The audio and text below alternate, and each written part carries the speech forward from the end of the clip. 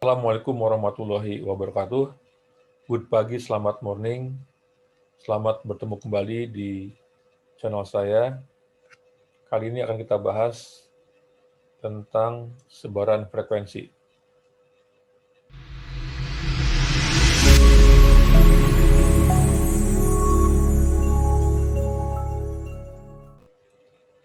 Ini adalah video seri pengantar statistika dengan topik kali ini sebaran frekuensi. Sebaran frekuensi merupakan topik yang paling penting yang perlu dipahami, karena ini menjadi dasar untuk sebaran-sebaran yang lain, nantinya sebaran teoritis misalkan. Apa itu sebaran frekuensi? Sebaran frekuensi adalah pengelompokan data ke dalam beberapa kelas. Kalau kita punya data mentah seperti ini kita bisa kelompokkan menjadi data berkelompok. Apa itu data berkelompok, data mentah atau data tunggal? Anda bisa melihat di video sebelumnya di sebelah kanan atas layar Anda. Baik, kalau kita punya data seperti ini, misalkan ini adalah data nilai ujian mata kuliah pengantar statistika dari 50 mahasiswa. Kita lihat ini ada 89,0, 42,4, dan seterusnya. Ini kita akan coba sederhanakan. Kita ringkas ke dalam beberapa kelas, kita kelompokkan ke dalam beberapa kelas. Misalkan kita tentukan kelasnya seperti ini. 40 sampai dengan 49, ya, kemudian 50 sampai 59, 60 sampai dengan 69, 70, 79, dan 80, 89. Yang ini disebut dengan kelas, ya. Jadi kelas pertama, kemudian kelas kedua, kelas ketiga, kelas keempat, dan kelas kelima. Sehingga kita punya 5 kelas. K itu adalah simbol dari kelas. Jadi K-nya sama dengan 5. Kemudian yang warna merah ini 40, 50, 60, 70, 80 disebut dengan batas bawah kelas atau lower limit. Ya, jadi 50 itu adalah batas bawah kelas kedua, LL2. 70 itu adalah batas bawah kelas keempat, LL4. Yang warna kuning ini itu disebut dengan batas atas kelas atau upper limit. 59 itu batas atas kelas kedua, 89 itu batas atas kelas kelima atau UL kelas kelima. Kita mulai kelompok-kelompokan ya data ini. 89,0 itu di kelas kelima, 1 ya. 42,4 itu di kelas yang pertama, ada 1 frekuensinya. Dan seterusnya, ini kita pindahkan ke dalam tabel ini. Sehingga kita dapatkan seperti ini. Jadi yang angkanya antara 40 sampai dengan 49 itu ada 4 mahasiswa. Yang nilainya antara 60 sampai dengan 69 itu ada 18 mahasiswa.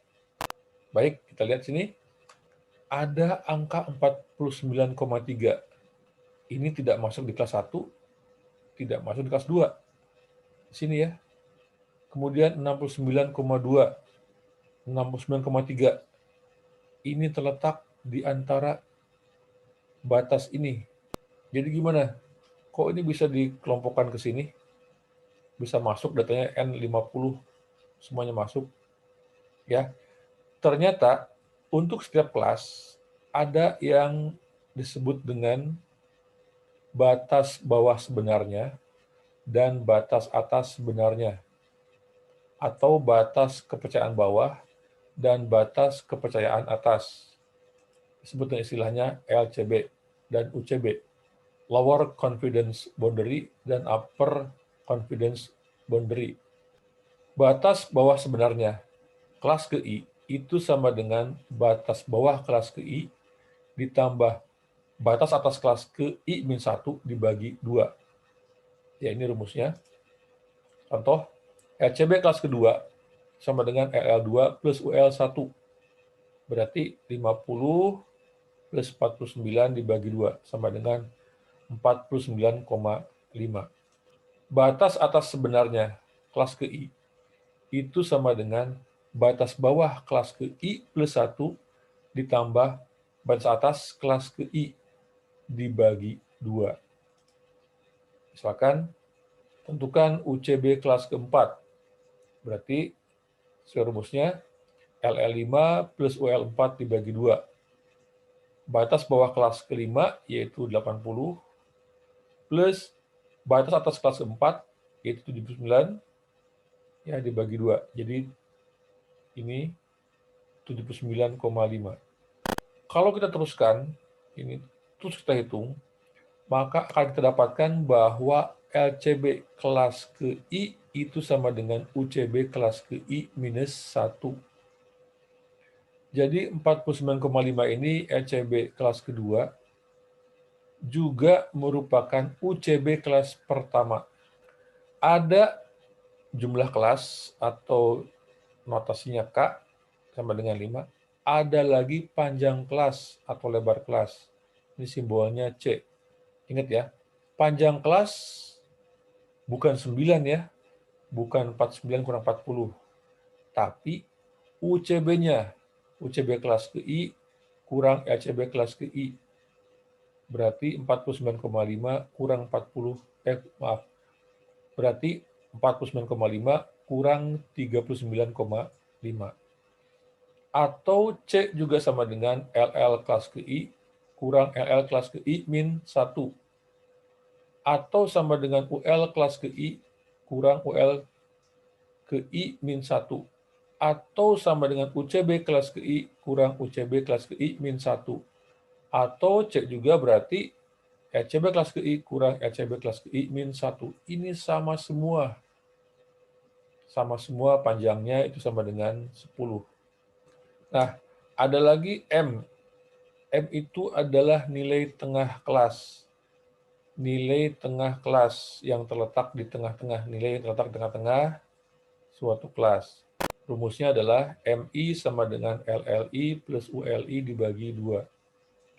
Nilai tengah kelas ke I sama dengan batas bawah kelas ke I plus batas atas kelas ke I dibagi 2. Jadi M1 misalkan berarti LL1 plus UL1 bagi 2. 40 plus 49 bagi 2. Berarti 44,5. Ya, lihat ini adalah nilai tengah masing-masing kelas. Lanjut ya. Nah, selain frekuensi, kita juga dapat mencari FR. Apa itu FR? FR adalah frekuensi relatif. Artinya, frekuensi relatif suatu kelas terhadap total jumlah seluruh frekuensinya. Berarti, untuk kelas pertama, ya, ini rumusnya, frekuensi relatif kelas ke I itu sama dengan frekuensi kelas ke I dibagi dengan jumlah data. Berarti, untuk kelas yang pertama, ini frekuensi relatifnya adalah 4 dibagi 50 sama dengan 0,08. Untuk kelas yang kedua, frekuensi relatifnya adalah 0,18, yaitu 9 dibagi 50. Ya, dan seterusnya kita dapatkan ini nilainya frekuensi relatif untuk setiap kelas. Ya, kemudian ada lagi FK kurang dari, FK lebih dari. Apa itu FK kurang dari? FK kurang dari itu adalah frekuensi kumulatif kurang dari. Ya, ini rumusnya frekuensi kumulatif kurang dari kelas ke I itu sama dengan sigma Fj dengan J bergerak dari 1 sampai dengan I. Bagi Anda yang belum tahu istilah atau notasi sigma, bisa Anda lihat di video di pojok kanan ini. Misalkan, frekuensi kumulatif kurang dari kelas pertama itu sama dengan, rumusnya kita ganti ini I-nya dengan 1, kita ganti I-nya dengan 1, berarti sigma Fj dengan J bergerak dari 1 sampai dengan 1, berarti F1 sama dengan 4. Berarti di sini tulis 4. Baik, berikutnya. Frekuensi kumulatif kurang dari kelas kedua. Kita ganti ininya jadi 2, ya, sesuai dengan rumus ini. Berarti sama dengan sigma Fj dengan J bergerak dari 1 sampai dengan 2. Sama dengan berarti F1 plus F2. 4 plus 9 ya, ini 4 plus 9 sama dengan 13. Berarti di sini kita isikan 13. Berarti di sini itu adalah 4 plus 9, 13. Dan seterusnya. Kita dapatkan 31, 44, dan 50 untuk yang kelas ke-5. Nah, kemudian ada frekuensi kumulatif lebih dari. Ini rumusnya. FK lebih dari kelas ke-I itu sama dengan sigma Fj dengan J bergerak dari I sampai dengan K. Baik ya, untuk ini kita coba mulai dari bawah dulu ya. Berarti kita cari frekuensi kumulatif lebih dari kelas ke-5 dulu, yang ini. Di bawah. Nah, ini FK lebih dari kelas ke-5 sama dengan, kita ganti ininya dengan I ya. I-nya ini 5, ini 5. Berarti sigma Fj dengan J bergerak dari 5 sampai dengan 5. Sama dengan F5 sama dengan 6. Berarti di sini 6. Ya, kemudian frekuensi kumulatif lebih dari kelas keempat, yang ini ya, ini sama dengan sigma Fj dengan J bergerak dari 4 sampai dengan 5. Ya, sama dengan F4 plus F5. Sama dengan F4, 13, F5, 6. Jadi jumlahnya adalah 19, berarti di sini 19. Ya. Nah, ini kita dapatkan. Nah, gampangnya gini. Kalau kita mencari FK kurang dari, kita mulai dari atas. 4, ya, kemudian tambah 9, 13, tambah 18, 31, dan seterusnya. Nah, untuk mencari FK lebih dari, kita mulai dari terakhir dulu, dari yang bawah dulu. Ya, 6 sini. 6, kemudian tambah 13, 19, tambah 18, jadi 37, dan seterusnya. K kecil versus K besar. Dalam menentukan kelas, kalau kita punya data mentah, kemudian kita akan mengelompokkan data, yang menjadi ini kita adalah K-nya berapa. Bagaimana cara menentukan K? Sebetulnya tidak ada satu rumus tertentu ya untuk menentukan K. Terserah Anda mau seperti apa, mau K-nya kecil atau K-nya besar. Tapi ingat ini, kalau K-nya kecil, misalkan data tadi ya, misalkan kita buat K-nya sama dengan 2, seperti ini. Ini adalah seberang frekuensi yang terbentuk kalau K-nya 2. Kalau K-nya kecil, maka mudah dibaca, tapi informasi banyak yang hilang. Maksudnya apa? Kita nggak tahu nih, berapa yang memiliki nilai antara 50 sampai dengan 4 misalkan. Kita nggak tahu. Kita hanya tahu dari 40 sampai 64 itu ada 24 orang. Ya, jadi K-nya kecil itu mudah dibaca, informasi banyak yang hilang. Kalau K-nya besar, kita lihat misalkan kita buat seperti ini. Kelasnya ada 2, 3, 4, 5, 6, 7, 8, 9, 10. Ada 10 kelas. Kita lihat, sulit dibaca, tapi informasi sedikit yang hilang. Kita jadi tahu nih berapa mahasiswa, berapa orang yang nilainya antara 49 dan 44, ya, dan seterusnya. Sehingga kita harus mengatur kan, kita harus bisa mengadjust sedemikian hingga cukup mudah dibaca, tapi informasi juga tidak banyak yang hilang.